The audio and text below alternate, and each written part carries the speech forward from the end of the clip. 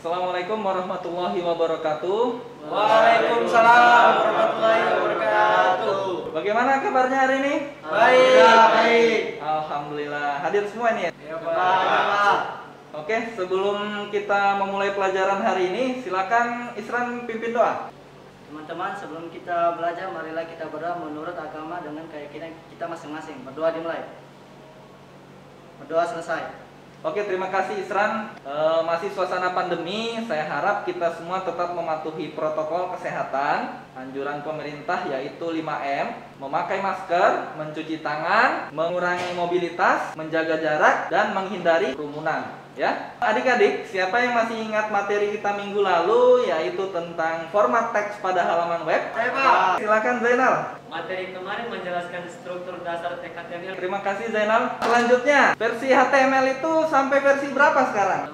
Ya, silakan Manto. Versi 5. Nah, bagus. Versi 2, ada yang masih ingat? Silakan Isran.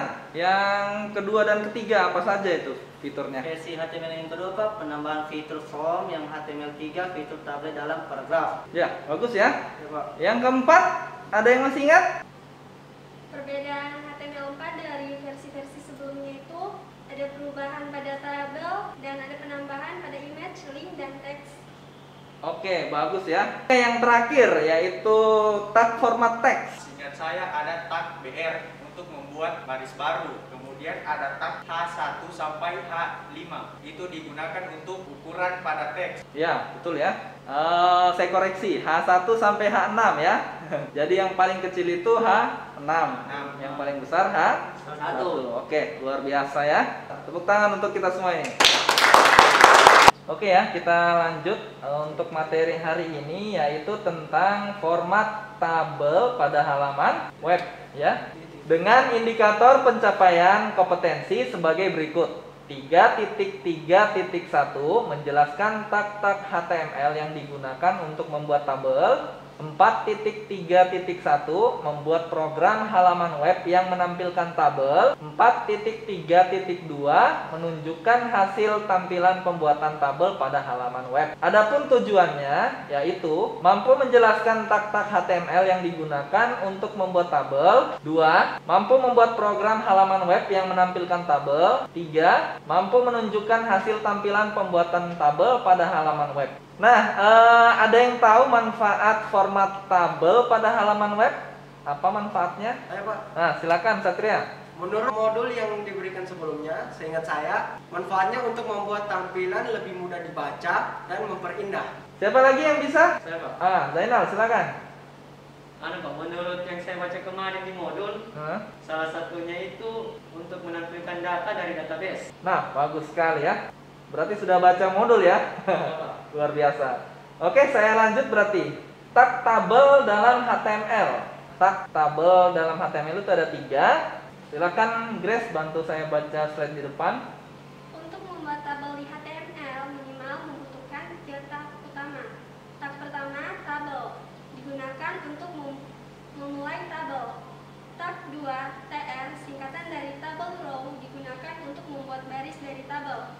Tag 3, TD, disingkatan dari tabel data, digunakan untuk menginput data ke tabel. Ya, betul ya. Yang dibaca temannya tadi. Jadi untuk membuat tabel di HTML minimal membutuhkan 3 tag utama, yaitu tag tabel, tag TR, dan tag TD. Nah, sekarang di HTML5 sendiri itu ada penambahan TH atau tabel head. Kenapa harus pakai TH? Nanti kita cari tahu bersama. Lebih jelasnya atau untuk melihat ini kita bisa akses di bawah ini. Kita klik bersama. Nah, kalau sudah diklik linknya nanti tampilannya seperti ini. Silahkan di scroll ke bawah. Nah, bisa diklik try it yourself. Nah, tampilannya seperti ini. Di sini kenapa yang company, contact, dan country itu tebal? Karena di sini menggunakan tag TH atau kepanjangannya itu tag heading atau kepala. Jadi kita tidak perlu menambahkan tag B atau tag strong untuk membuat judul kolom ini. Jadi cukup TR terus TH terus isinya apa? Misalnya company, contact, atau country. Nah, kalau misalnya di sini tetap TD, nah, nanti warnanya tidak bold atau tulisannya ini tidak ditebalkan. Nah, kita membutuhkan lagi tak B atau tak strong. Di sini kita tambahkan tak B. Nah, baru menjadi tebal. Itu memperpanjang cara atau istilahnya bikin pusing diri sendiri ya. Kenapa tidak TH semua, Pak? Muncul ada pertanyaan ya, kenapa tidak tak TH semua saja, Pak? Tidak usah pakai tak TD. Ada yang bisa jawab? Kenapa? Nanti kalau pakai TH semua tebal semua nanti. Nggak tahu ini mana yang judul, mana yang isi ya. Jadi kenapa kita harus heading itu hanya untuk judulnya, biar yang judulnya ini ditebalkan atau dikuatkan, distrongkan ya. Jadi kelihatan oh ini judul. Kalau misalnya tulisannya tidak ada strongnya atau tidak ada penekanannya di situ, nanti malah dikira isinya semua ya. Oke, kita kembali ke slide. Nah, terus ada rose pen. Rose pen ini apa? Siapa yang bisa bantu baca saya ini? Manto kayaknya ini, yang paling belakang. Silakan Manto. Atribut rose pen digunakan untuk menggabungkan beberapa baris dalam satu kolom. Atribut ini adalah atribut khusus untuk tag TD dan tag TH. Value dari atribut ini adalah jumlah baris yang ingin digabungkan berupa angka. Ya. Nah, kira-kira seperti itu ya. Jadi rose pen ini untuk menggabungkan baris menjadi satu kolom. Jadi misalnya baris 1, 2, 3 itu di kolom statusnya menjadi 1. Karena kita menuliskan codingnya seperti ini ya. Rose pen sama dengan kutip 3. Nah, kalau misalnya close pen, kita lanjut ini. Close pen. Ya, Fitra silakan ya. Atribut close pen digunakan untuk menggabungkan beberapa kolom dalam satu baris.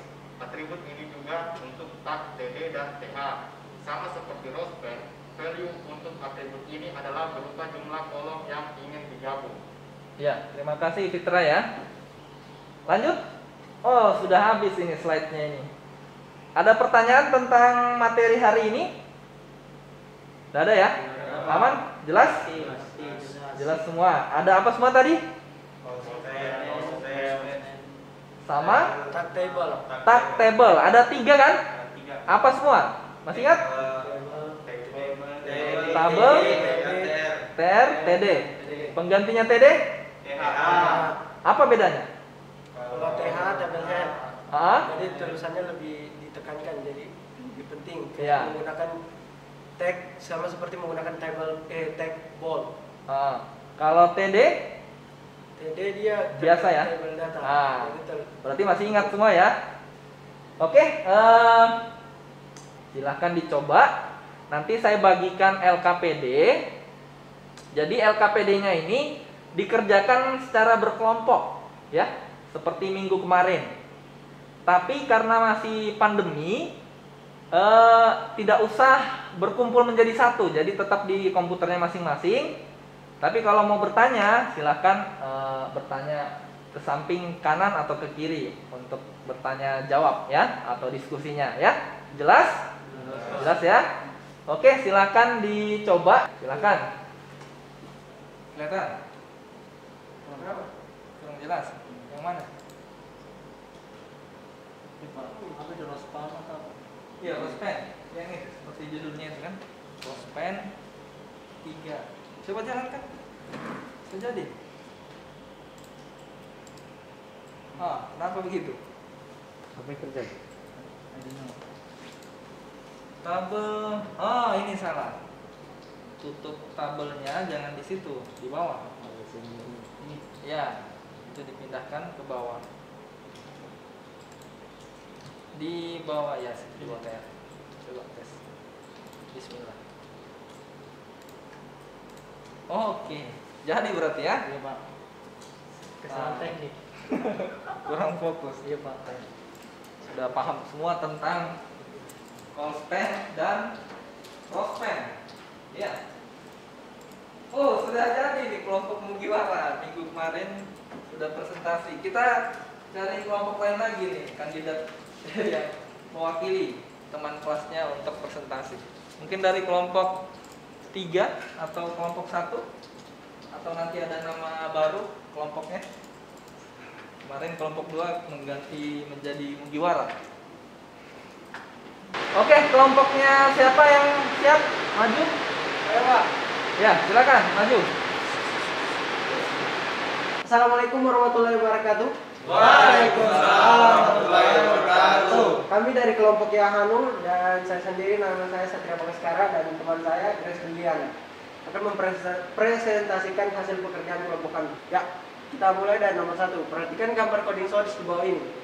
Dari coding source yang di bawah itu kami mendapatkan hasil output sebagai berikut. Ini hasil output yang kami kerjakan. Nomor 2, ini output yang ditugaskan untuk dicari bagaimana hasil coding source-nya untuk menghasilkan output seperti itu. Dan berikut hasil coding source yang kami buat. Begitu menurut kami. Ya. Oke, ada yang beda dengan hasil kelompok Yahanu? Sama semua ya? Terima kasih kelompok Yahanu. Silakan kembali ke tempatnya masing-masing. Tepuk tangan buat kelompok Yahanu. Ada yang bisa menyimpulkan? Ya, silakan Fitra. Dari materi yang dipresentasikan oleh teman saya tadi, saya mendapat kesimpulan pentingnya menggunakan Postpen dan Rospen untuk membuat tabel seperti di atas. Kegunaan Postpen dan Rospen memperlebar atau menggabungkan beberapa kolom atau row menjadi satu, sehingga satu unit kolom atau row ini menjadi lebih lebar atau sama panjang. Bagi yang tidak tahu apa itu kolom dan row, saya bisa jelaskan. Kolom adalah yang menyamping atau horizontal, sedangkan row adalah yang vertikal atau ke bawah. Sekian dari saya. Ya, terima kasih Fitra ya. Nah, sebelum kita akhiri pertemuan hari ini, seperti minggu kemarin kita akan mengerjakan tes formatif dalam bentuk kuisis ya. Apakah yang juara minggu kemarin akan mempertahankan posisinya? Kita lihat sekarang.